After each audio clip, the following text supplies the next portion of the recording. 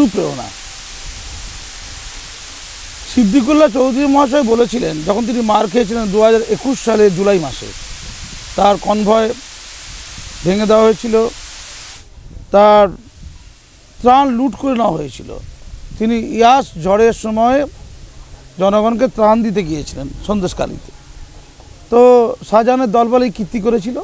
তিনি থানাতে গিয়েছিলেন অভিযোগ জানাতে, থানা তার অভিযোগ নেয়নি, অর্থাৎ রাজ্যের একটা মন্ত্রীর অভিযোগ নিচ্ছে না থানা।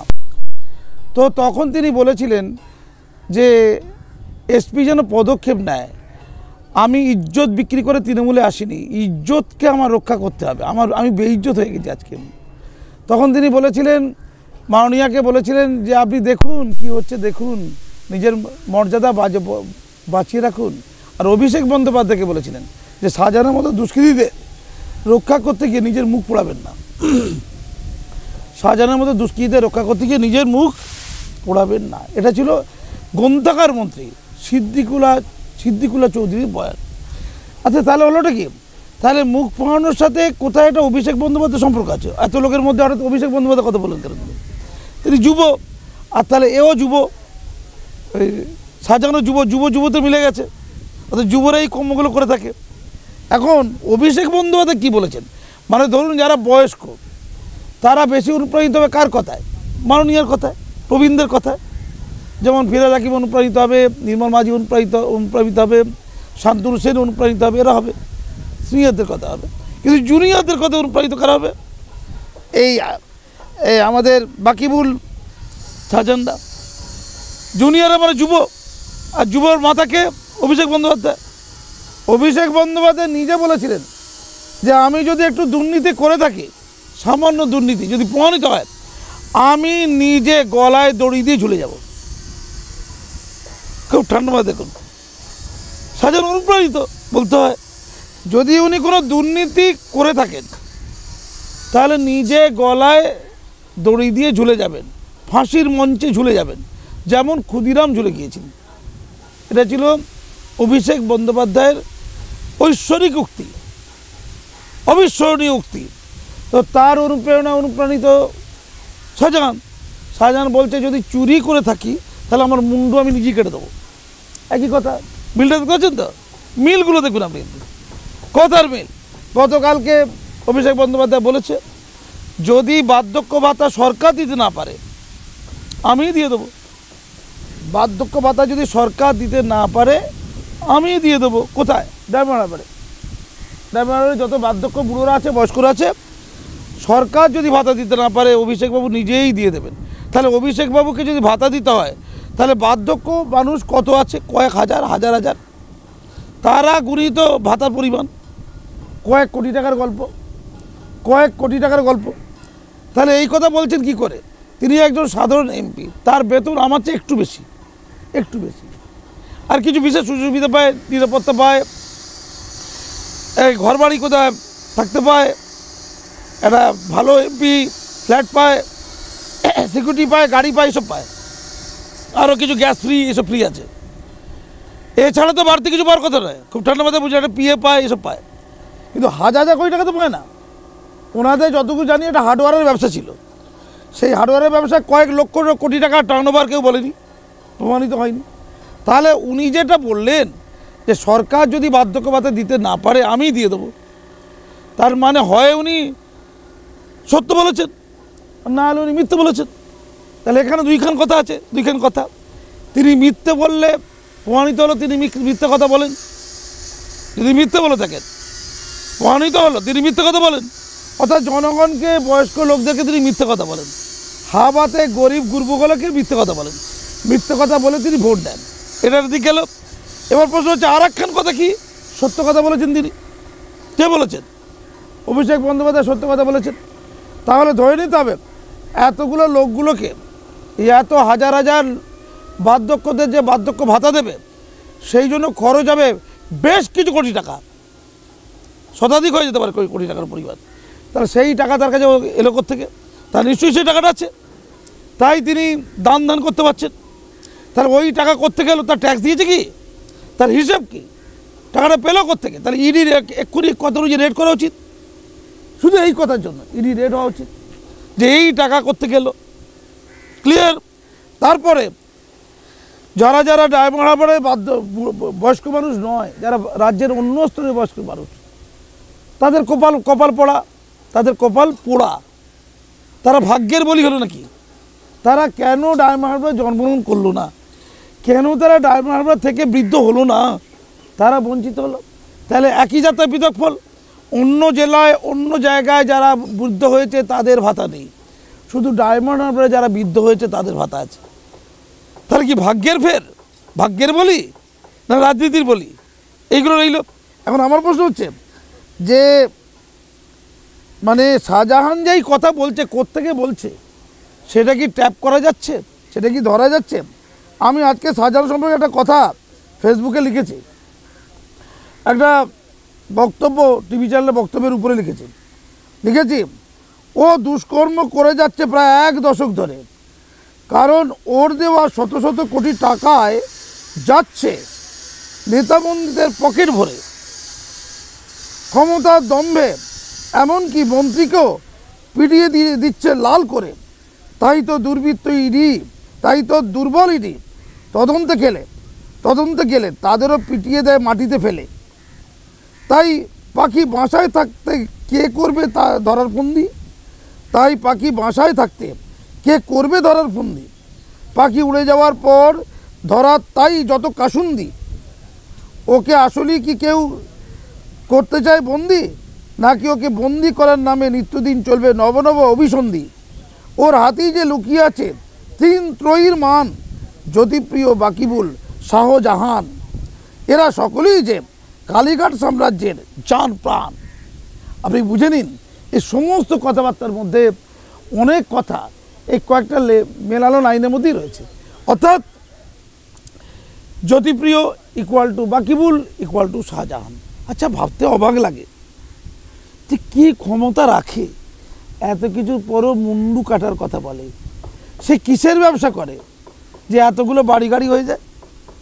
ভাবতে অবাক লাগে। তারপর মানুষ তো ভোট দেয়। আচ্ছা বলুন তো, আমি বিপুল টাকা লুটে নিয়ে আশেপাশের লোককে কন্ট্রোল করার জন্য সামান্য কিছু টাকা ক্ষুধার্ত কাকের সামনে ছোলা ছড়িয়ে দেওয়ার মতো ছড়িয়ে দিলাম, তারা হাঁকুপাকু করে খেলো। তারা হয়ে গেল কি? বলছে অসাধারণ মানুষ, মানুষের সেবা করে। আমি তুললাম 100 কোটি টাকা, দিলাম মাত্র কয়েক লাখ কিছু লোকের মধ্যে ভাগ করে। তাহলে লুটের মাল ভাগ করে কিছু লোককে দেওয়া, এটাকে দান? একে কি দান বলে? এটাকে চালাকি বলে, যাতে ঘরের পাশের লোকেরা দুঃসময়ে তাকে সাহায্য করতে পারে। প্রমাণিত হলো যে তার এই চালাকি ক্লিক করেছে। কারণ সকালবেলা যখন কারো জানার কথা নেই, কাপড়ে লেখা আছে ইডি, কাপড়ে লেখা আছে কেন্দ্রীয় বাহিনী, লেবাসে লেখা আছে অর্থাৎ উর্দিতে লেখা আছে, তারা তো চোর ডাকাত কখনই হতে পারে না। তাদের ল্যাপটপ, মোবাইল, কম্পিউটার নিয়ে গেছে তারা। তাদেরকে চোর ডাকাত ভাবা যায়? তাদের মেরে দিল, জেনে শুনে মারল তো। উনি বলছেন যে ইডি সিবিআই ছাড়া তাকে কেউ নাকি কাজ করতে পারবে না, অর্থাৎ ইডি সিবিআই কেবলমাত্র পারে তাকে শাস্তি দিতে। তাহলে বাকিদের শাস্তি দেওয়ার ক্ষমতা নেই মানে? তারপর ঘুরিয়ে বলে দিল রাজ্য পুলিশের রাঘব বোয়ালের ক্ষমতা নেই, তাকে ছুঁতে পারে। অর্থাৎ রাঘব বোয়ালদের ঘরে ঘরে যে টাকা গেছে, বাক্স টাকা কিনে রেখে দিয়েছে। তাহলে এখন তদন্তের বিষয় হচ্ছে শাহজাহান কত লোককে কত টাকা দিয়েছে, কেন তাজা আরাবুলের মতো তাজা শাহজাহান পয়দা হলো, এইটা দেখা দরকার। এই দেখার জন্য যেদিনে ইডির লোকদের মারা হলো, আমি বিস্মিত। তারপরেই যে পালাবে আমরা জানতাম, আমি অন্তত জানতাম পালাবে। তাকে পালাবার সুযোগ করে দেওয়া হলো কেন? রাজ্য পুলিশ কেন তাদেরকে ধরলো না? বা কেন্দ্রের বাহিনী সেই দিনেই কেন অঞ্চলকে ঘিরে ধরলো না? কেন 1-2 দিন বাড়তি দেওয়া হলো? তাই কি তাকে পালিয়ে যাওয়ার সুযোগ করে দেওয়া হলো, যাতে করে সে নিজে ক্ষুদিরাম হতে পারে? যেমন অভিষেক বন্দ্যোপাধ্যায় ক্ষুদিরাম হয়ে গেছেন, তার ভাবশিস্ত্র শাহজাহান ক্ষুদিরাম। কি চলছে মানে? তাহলে উনি কি ক্ষুদিরামের পর্যায়ে চলে গেছেন?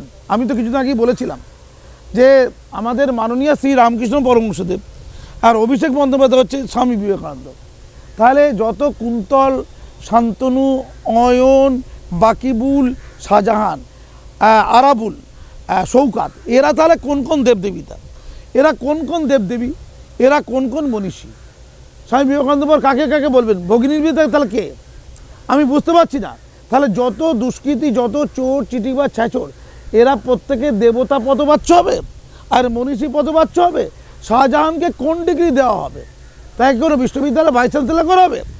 আমার যেন মনে হচ্ছে আগামীতে শাহজাহান কোনো বিশ্ববিদ্যালয়ের ভাইস চ্যান্সেলর হবে, কারণ বিশ্ববিদ্যালয় চালাতে গেলে এইরকম লোক দরকার যে মস্তানি গুন্ডামি ধ্যাদ্রামি করতে। আর টাকা লাগবে না তো, সরকার টাকা লাগবে না, শাহজাহান নিজের টাকা বিশ্ববিদ্যালয় চালিয়ে দেবে, অসুবিধা কিছু নেই। ও নিজেই ফান, নিজেই একটা সাম্রাজ্যের মালিক। তাই তৃণমূল ডাইনাস্টির কাছে আমার অভিযোগ, আর তৃণমূল সাম্রাজ্য, তৃণমূল ডাইনাস্টি, মঙ্গল ডাইনাস্টির মতো আমাদের অন্যান্য যে ডাইনাস্টি ছিল, গুপ্ত সাম্রাজ্য, গুপ্ত ডাইনাস্টি, কুষাণ ডাইনাস্টি, এরকম মুঘল ডাইনাস্টি, সেরকম হচ্ছে তৃণমূল ডাইনাস্টি। এই ডাইনাস্টি যারা রয়েছেন, এক হচ্ছে রাজমাতা, তিনি হচ্ছেন কে? মমতা ব্যানার্জি, রাজমাতা। আর যুবরাজ, তিনি হচ্ছেন কে? ভাইপো বাবু, অভিষেক বাবু। এই দুজনকে আমি বলি আর কতদিন যাবে, আর কতদিন এদের নিয়ে খেলাকুটি হবে? আমি পরিষ্কার করে বলছি যে শাহজাহানকে কি আদৌ গ্রেপ্তার করা হবে? দিল্লি চাইলে কি শাহজাহানকে গ্রেপ্তার করতে পারবে না? কেন গোটা সন্দেশখালীকে গোল করে ঘিরে দেওয়া হলো না?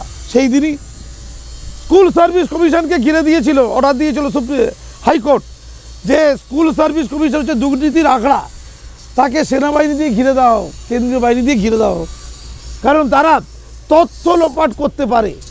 তাহলে স্কুল সার্ভিস কমিশনকে ঘিরে দিতে বলছে একদিকে, অন্যদিকে আমরা দেখতে পাচ্ছি কাকু আর বালু আর এসএসকে 11 জন ডাক্তার স্ক্যানারে যে অসুস্থ না হওয়া সত্ত্বেও তাকে সুস্থ করে দিচ্ছে, অসুস্থ করে দিচ্ছে কে? ডাক্তাররা। সেটাকেও ঘিরে দিতে হচ্ছে সিসিটিভি ক্যামেরায়।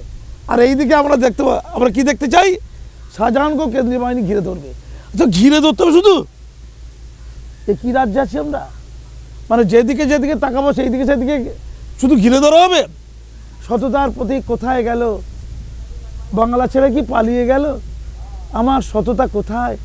আর কোন দিকে তাকাবো ভাই? আমাদের কি বেঁচে থাকার কোনো ঠাঁই নাই? সেদিকে যাব, সেদিকে কি অসততা? সেদিকে কি শাহজাহানদের রমরমা?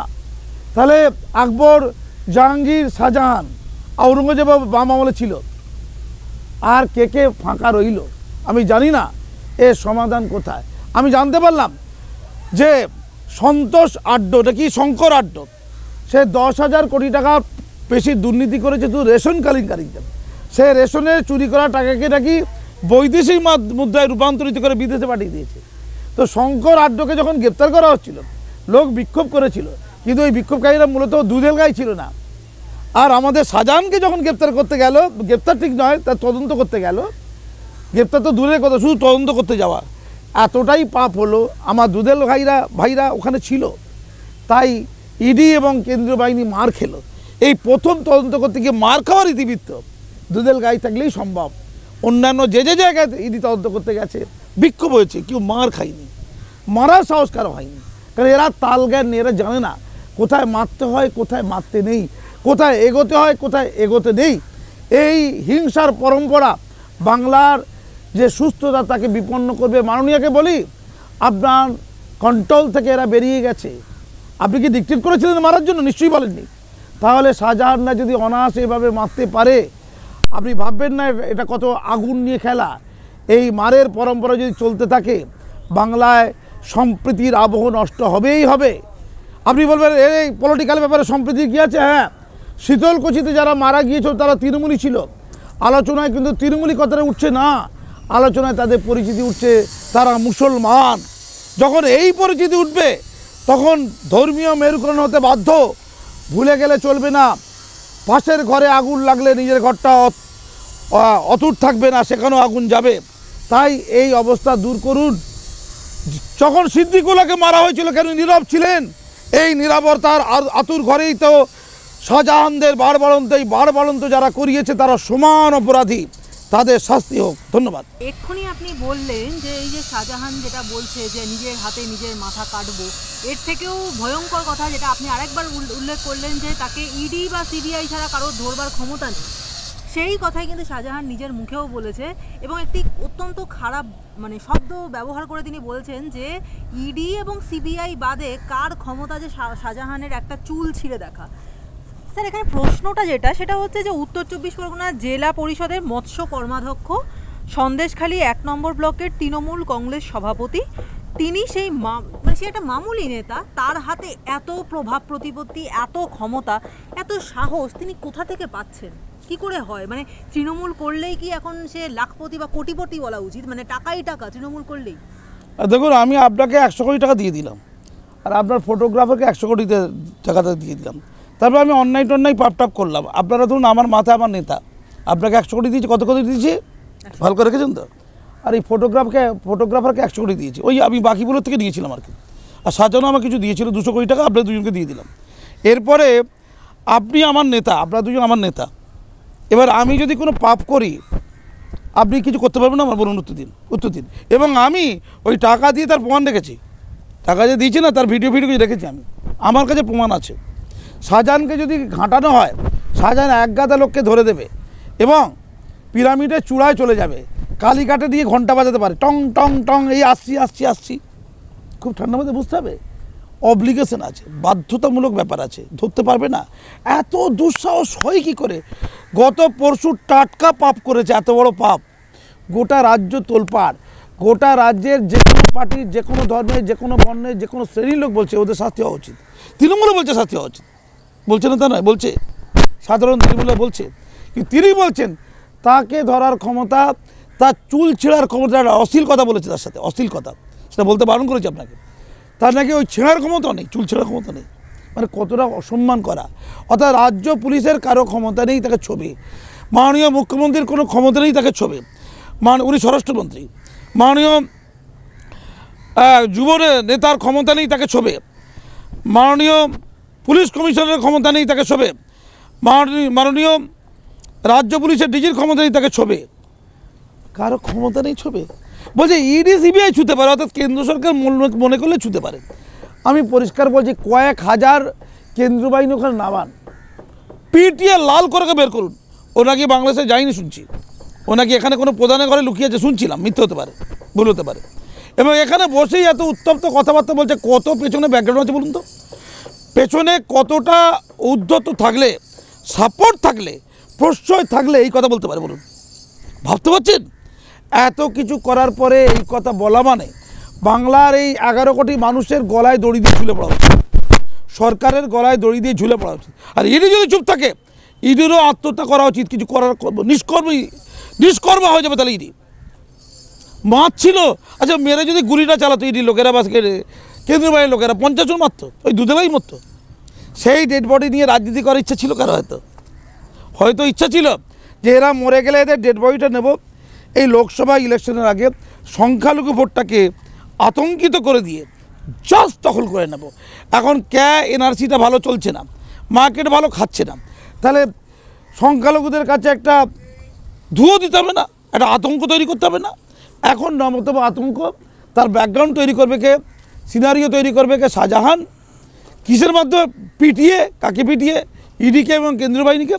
আর ঠিক সেই পরিস্থিতিতে এমন পেটাবো, এমন পর্যায়ের পেটাবো যে তারা গুলি চালাতে বাধ্য হবে।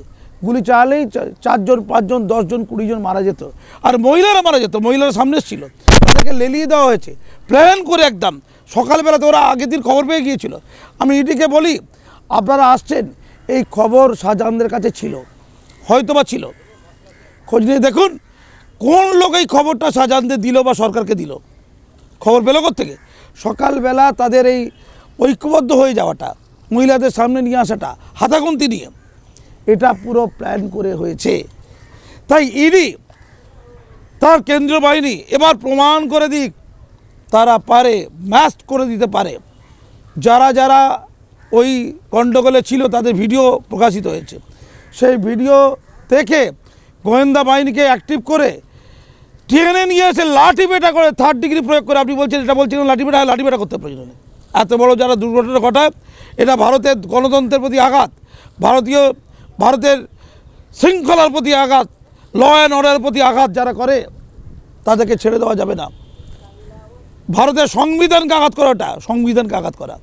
আপনি বলবেন ইডি নাকি একঘেয়ে কাজ করছে, আমি তো উল্টো বলছি। ইডি সিবিআই রক্ষা করছে দুষ্কৃতীদের। অনেক ক্ষেত্রে ইডি সিবিআইয়ের কাজ অত্যন্ত স্লথ, অত্যন্ত ধীরে ধীরে হচ্ছে, ধরছে না। নারদায় ধরা পড়েনি, সারদা, নারদা, রোজভ্যালি সব চলে গেল। সিবিআইকে দেখতে পাইনি আমরা পজিটিভ কাজে, একাধিক জায়গা ব্যর্থ তারা। রাজীব কুমার মুক্তি পেয়ে পদ পেয়ে গেল, ব্যর্থ। তাই ইডি সিবিআই তাদের দায়িত্ব পালন করতে পারছে না, বরঞ্চ সরকারি দপ্তর এবং সাধারণ মানুষের ইডি সিবিআইয়ের বিরুদ্ধে বিক্ষোভ করা উচিত।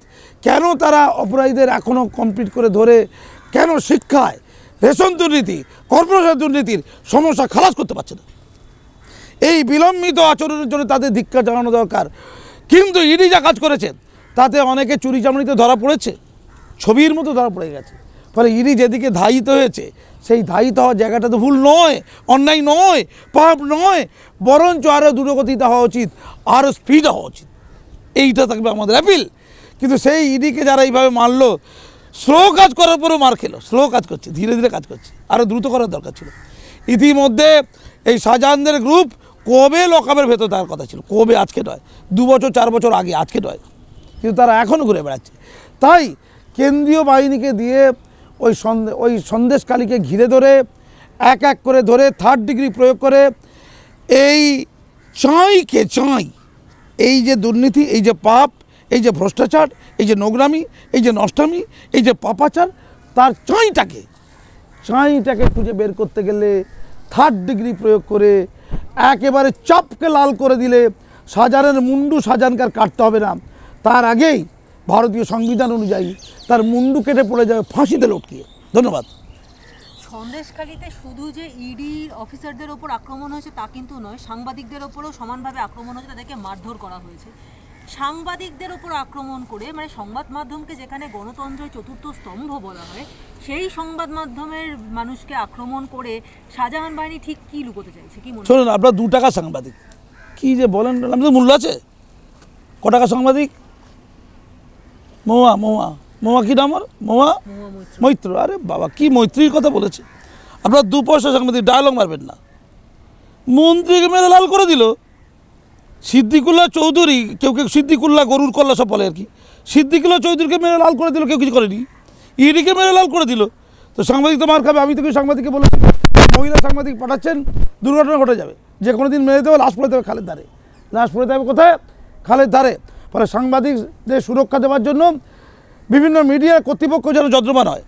তাদের তো বেঁচে থাকার অধিকার আছে, তারা 2 পয়সার হতে পারে, কিন্তু বাঁচার তো অধিকার আছে নাকি? সংবিধান তো তাদের বাঁচার অধিকার দিয়েছে। তাই সাংবাদিকরা সাবধান হয়ে যান, বিপুলভাবে গণহারে মার খাবেন আপনারা। কারণ আপনারা সত্য কথা কেন তুলবেন? কেন আপনি সত্য কথা বলবেন? রাজ্যে সত্য কথা বলা নিষিদ্ধ হয়েছে। আপনারা মিথ্যা ট্রেনিং দিতে পারেন না, আপনারা ঘুষ খেতে পারেন না, কেন ঘুষ খেতে? কেন পেটুয়া সাংবাদিক আপনারা হননি? পেটুয়া সাংবাদিক হতে হবে, যদি না হয় আপনাদের লাশ খালের ধারে খুঁজে পাওয়া যাবে। তৈরি থাকুন তার জন্য। ধন্যবাদ।